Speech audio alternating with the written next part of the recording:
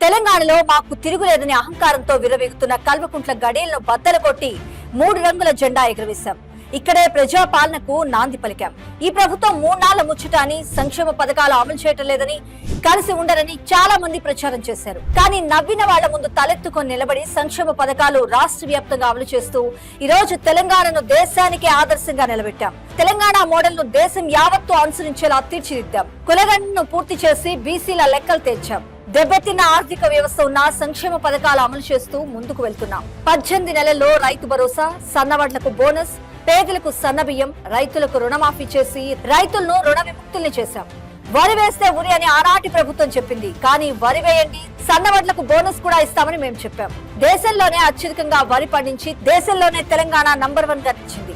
ఒంటి పెదవుల కోసం నక్క ఎదురు చూసినట్లు రైతు భరోసా వేయొద్దని గోతికాడి నక్కలా ఎదురు చూశారు. కానీ 9 రోజుల్లో 9,000 కోట్ల రూపాయల రైతు భరోసా అందించిన ఘనత మన ప్రజా ప్రభుత్వానికి.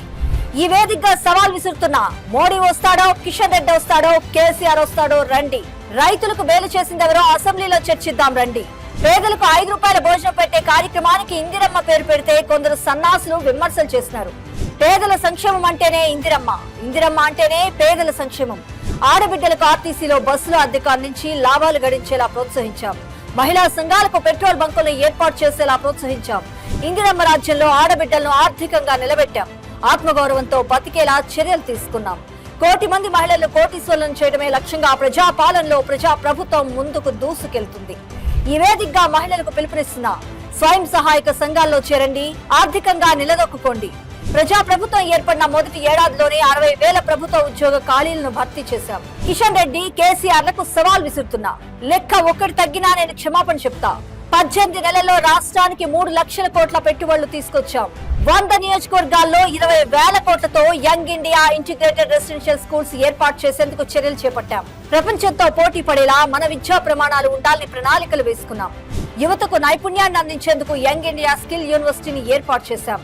వచ్చే ఒలింపిక్స్ లక్ష్యంగా యంగ్ ఇండియా స్పోర్ట్స్ యూనివర్సిటీని ఏర్పాటు చేసుకుంటున్నాం. 2030లో ఒలింపిక్స్ లో గోల్డ్ మెడల్ సాధించేలా యువతను తీర్చిదిద్దుతాం. పార్టీ కార్యకర్తలే మా బ్రాండ్ అంబాసిడర్లు. సోషల్ మీడియాలో యుద్ధం ప్రకటించండి. ఈ యుద్ధంలో కల్వకుంట్ల కుటుంబం బద్దలు కావాల్సిందే. వచ్చేవి మన కార్యకర్తల ఎన్నికలు. వచ్చే స్థానిక ఎన్నికల్లో మన కార్యకర్తలందరినీ గెలిపించుకోవాలి. కార్యకర్తలకు 100% న్యాయం చేసే బాధ్యత నాదే. రాబోయే రోజుల్లో అసెంబ్లీ సీట్ల సంఖ్య 150కి పెరగబోతుంది. మహిళా రిజర్వేషన్ రాబోతుంది. 60 మంది ఆడబిడ్డలు ఎమ్మెల్యేలు కాబోతున్నారు. మీరు ఢిల్లీకి వెళ్లాల్సిన అవసరం లేదు. మీ టికెట్ నేరుగా మీ ఇంటికే వస్తుంది.